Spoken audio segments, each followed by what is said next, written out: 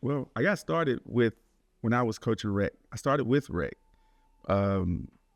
Maybe I think I was like 16. But you played, though, didn't you? Yeah. I played, but in rec, I had this coach. I never forget this. When I came from California, it was a guy. We moved to this housing area, and it was this guy. My brother was out at the court shooting, and he said, "Hey, would y'all like to play basketball?" We was like, "Nah, we was baseball players." Right. He was like, "Yeah, come on, try out. Come on, it's rec ball. It's nobody. It's not good people." But we end up playing, and that's how I really got interested in coaching. I really liked the way he coached. So, Yeah. I mean, I think basketball, I mean, first off, I wasn't kidding. I was like 2 inches shorter than I am when I was 12 years old. So just past week, Bill Walton passed away. mm, When I was in 6th grade, I was going to UCLA and I was going to be the next Bill Walton because I was that guy. And of course, I never grew another inch until I got to high school. But I fell in love with the game. People talk about, things that kind of flip you on the sport. And I played all the sports too, but basketball was my love, always my love. Not my best sport, but my love. But you're right. I had a 5th and 6th grade basketball coach that just every day things would flow through my head that, he said, and I'm like, boy, I need to kind of share that with, my kids and whoever else, that comes across the path, because it was just all good advice, and I needed good advice, and it resonated. It was the fundamentals of my coaching strategy. oh yeah. Greg Howard was the epitome of, like, to this day, I still consider him like the best coach. And I had some great coaches, but just the pure fact of love, he was genuine, and he wanted every kid to do their best. He wasn't like, rah. He wasn't that guy. Right. He embraced you and take you in and be like, "It's all right. You're not perfect. Just go out there. I don't care if you miss 8 layups. Just hustle." Like, Right. and that there was crazy with me. I think that's what got me into. I am a rah coach. I didn't take that part, but I do, when I'm talking to my players, I do listen to them to hear what they have to say, because at the end of the day, they're on the court. Well, my rules were, if I'm speaking, you don't speak. But, eventually that broke down, and, you just said something that kind of hit me. I think maybe my kid was in 7th grade, and the only reason I got into coaching is because they always needed coaches, but basketball was my love. So I started in like little soccer, then baseball, and I coached baseball. I ran the baseball organization. I got involved in the basketball program at our local school, and but one time out, my kid came in, and everybody else would not speak, not scream stuff out at me. And my son, because he's my son, he just said, "Hey, we need to do this 3/4 press." And I'm like, "Well, that's a good idea." Yeah, I like that. And I'm like, "Okay, well, yeah, let's do that 3/4 press." And of course, then we steal the ball 3 times for we go up and then we blow them out. Of course, the ride home was, "How'd you like that move today?" Yeah. You're a great coach. You're a great coach. But listening is a big thing too. Yeah. Especially as they get older, right? As they, I kind of followed this group. I think I told you before. Just a bunch of local schools, and I pulled them all together and made an AAU team out of them. And they stayed together for a long time. And I think, going back to why do we love basketball as opposed to baseball and football, which football was my better sport. Baseball was pretty good until I couldn't hit the curveball up in Pony League. It's ironic. I mean, I played baseball up until I was 16, and then I went and I couldn't hit the curve anymore. So I went and played men's slow pitch softball when I was 16. So I was playing against guys that were like 10, 15 years older than me. But I ended up loving softball. But I think the thing about basketball was I was taught the, you know, and I used it in my presentation. I used it with every team I had. That 5 as 1, Yeah. right? Yeah. And you're gonna have a better scorer. You're gonna have a better Yes. defender. But everybody can do something, and if you all kind of work together, there'll just be positive outcomes. Oh, yeah. If you don't care who gets the credit, you're just gonna be successful as a team. And Yeah. I love that aspect of it. One of the things is that I do this all the time when I'm at work. I think of us as a team. We are a team, right? So at the end of the day, when we're doing something, a care plan or anything like that, we all come together. Everybody has their point of view. Everybody has something that they can integrate to make this resident or guest even better. So when we're doing that, I look at it like, okay, we got a head coach and all the rest of us are players. What we bring it to the table. And it works out tremendously. So at the end of the day, like in life, I look at being in this field as everybody is one. We ball that fist up, make a fist, and it comes in one. Like you said, everybody has a role. It doesn't matter if you're the scorer, the rebounder. We all have a role, and it's going to pan out eventually. So yeah, you're right, every bit of it. I think the other thing about basketball was also just the connections you make. You know, like my wife was clearing out pictures, you know, old pictures and boxes and stuff, and I came across my high school team, and I looked at it, and there were 9 of the 14 guys on the team that we had all either played together or played against each other in this local Catholic school league from 4th grade on.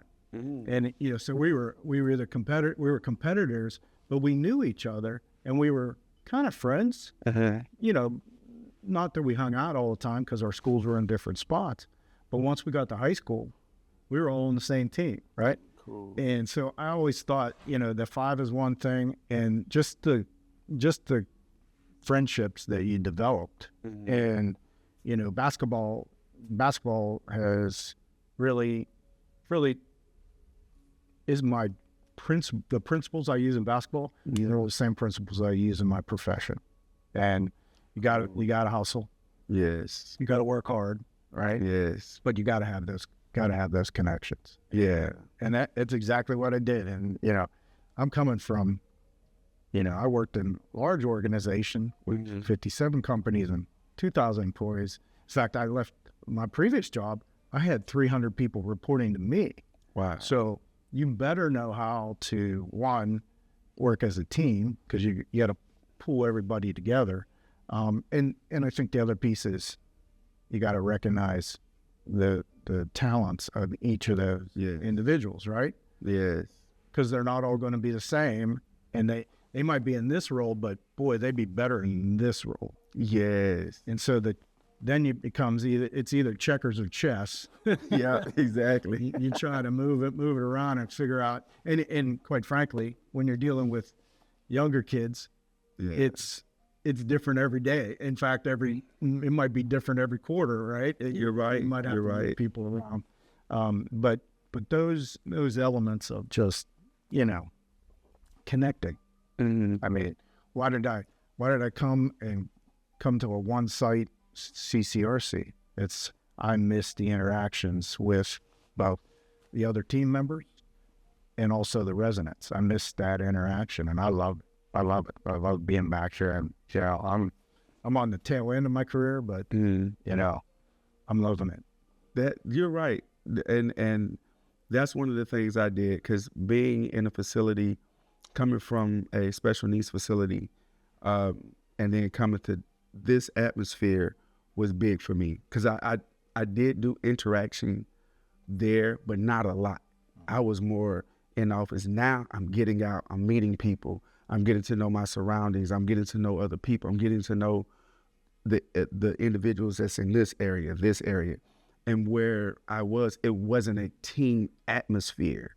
Right. So when you can see, it was more individual, and that's where we had problems. Where here, like I'm like, this is a team. Like I take our life engagement now, where with life engagement, that this is one of the most team orientated groups I've been with in a long time.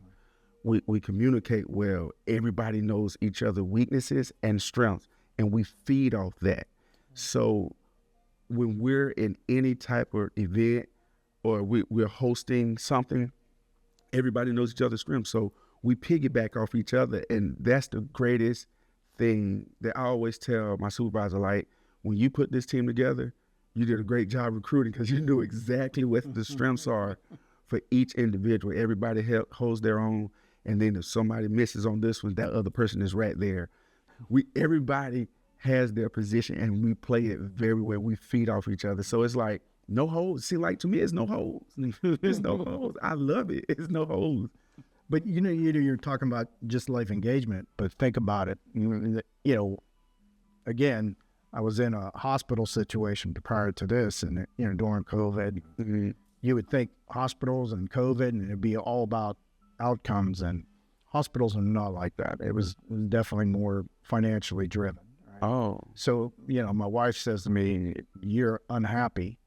Where were you the happiest?" When I was running a retirement community in the 90s, and why? Well, because you have to have a life engagement team. You have to have a healthcare center team. You have to have a facilities and environmental service, and you better have a culinary team. Oh yeah. Right? So like, think about it. Like, you take your life engagement team and just expand it. There are all the 45, 46 acres that we have here. Mm. Every one of those teams kind of has to be gelling, and gears got to be connected. Otherwise, we're going to fall short on our promises to the residents. So that's, we just went from basketball to retirement community, right? Yeah. I mean, it is, but it's all the same stuff. Yeah. I was always the big guy. I played center or forward. Even when I got to high school, there's guys 6'6", and I'd be playing, defending against them. But people might be intimidated by that. But I think that just I never thought I was small. So I played big. Yeah, you was that Charles Barkley player. I was. I could relate to that. And nobody come across the middle. But that's a whole nother story. I was a point guard, so it wasn't a problem with me leading. The problem with me was being able to trust the next person if I'm out of the game. So being in that leadership role, I was an extension of my head coach. Sure.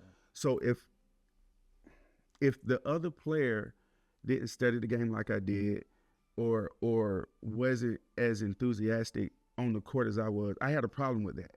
So as I got older, I had to learn to trust the next individual. But it took college to do that. Mm. But I knew the reason why I took college because I understood the lack of work ethic that my teammates had in high school. I knew a lot of them weren't on a scholarship, going on a scholarship, and a lot of them in high school, they was just there. It was just something for them to do. Where as a point guard, I had to study the game. I had to develop a unique skill. I had to be a well-rounded player. I had to know everybody's position. How well they move. Was he was good at that 8-foot shot better than that 12-foot shot. So I need to get him the ball right there. Oh, he's a great slasher. So with that being said, like at the end of the day, me being in that position, it helped me out tremendously in a leadership role, because at the end of the day, that point guard is definitely an extension of the head coach without a shadow of a doubt. Yeah. So that my head coach sometimes in high school, he could sit down and cross his legs because he knew Antoine studied the film. Antoine knows his players. Antoine, he broke down film to understand the opposition. So bringing that into work, like Michelle understands that I'm going to learn everybody in my area, so I know exactly how to deliver a message or something to us. So, but that position, I tell people this all the time. The way basketball has evolved now with your big man, because you got big men that can run point guard, right? You have, it's an unlimited position. I look at it like that. You have nobody, it's positionless. Everybody can play a position now. It's just the fact that who studies everybody's position? Or can that small forward study that point guard position and be effective if that point guard is injured? Because we've seen if a good player is out, the team tends to go down a little bit. So just being a student of the game and being a student in life helps me a lot. Yeah. Boy,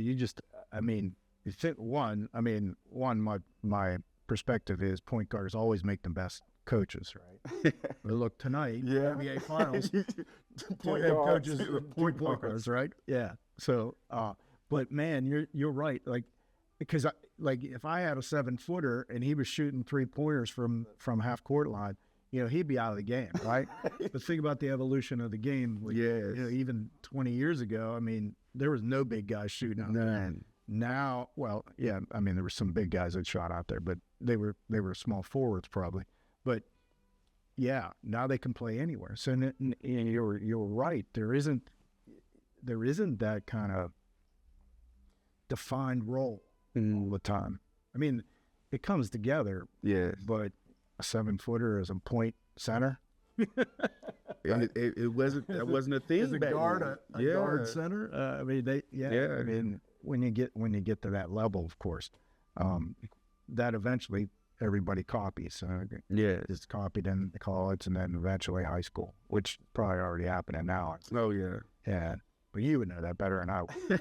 Yeah. It's interesting. Is those guys I was trying to get inside and get on the block, would you? You're like 6'5" and you're playing against 5'10" guys. Get inside, and this is when they were like in 8th grade. Mm-hmm. But as they progressed and they went to high school, they wanted to play point forward or be out of the guard position. As they progressed in their careers, they were in the right spot. They knew what they needed to be, and when they got to college, that's where they played. Yeah, but I was trying to get them in the right position for the team, not for their 8 years from now when they're going to be in college. Yes, but you're right. It broke the mold. You're right. Basketball is a completely different game than when I played. It isn't without a 3-point line. Yeah. Well, my thing was, okay, so this is how I looked at it when it comes to breaking the mold. When I started, because I still do. I still train. So I get a kid that comes in, he could be 13 and 6'5", right? The typical thing is throw him in the post. That was the typical thing. What I would do, I would tell the parent, hey, I'm not going to teach him any post moves, because if he doesn't grow anymore, at least he's going to have the footwork and the ball handling to be able to play the game from the perimeter, right? So I did that. Now, I did run across a couple of dads like, no, my son is this. That's how you look at it. But if you're talking about playing another level, he doesn't grow. He needs to be able to play inside and out. Now, you take the skill level of a wing player and throw him in the post, he's going to be fluent. He's going to be really good because he's going to be able to be a little bit more agile than most kids. Mm-hmm. And I always did that. I even used to take guards and teach them how to play the post. Right. Reason being because you never know. You might run across a smaller guard. You could take him in the post. It could be a clear out. Mm-hmm. You can take him down there. So breaking that mold and showing parents that, hey, don't be stuck on just this one thing. Let them venture out. So that's just like here, we're not stuck on one thing. We like to venture out. And this is the thing. It's like we take the thing, diversity here, venture out. Let's get better. Right. And that's the thing like I love about life in general, because we all can just venture out and break that mold, some shape, form, or fashion. Right. Yeah. Right. So that's true. Yeah. I think I think that if Antoine met me a year and a half ago, if you're in my initial meeting with me, you would go, yeah, nice to meet you. You're the finance guy. You wouldn't have known we had this common bond. Not even a What little is the bit. common bond? It's sports in general and basketball Yes. specifically, right? Yes. But boy, yeah, I think that's the beauty of basketball, right? That's the beauty of basketball. I think it just brings this common bond, and the guys I've met in my life. I mean, I have 4 college roommates that we all played, and who were our best friends? It was the guys that made the college team, and we didn't. But we could hang with them, but we were all still friends. Yeah. And that's 40 years. Yes. And I'm gonna piggyback off that, because I do have 2 friends that we're so close. We're very close. My roommate, who are my kids' godfather, and he's a neurologist. And believe it or not, I never thought he was gonna be a doctor at any point. He was really good at basketball. He was really good at it. But just in general, at the end of the day, like you said, I would never known you were into basketball. Right. Just, but sports in general brings out a lot in kids and individuals.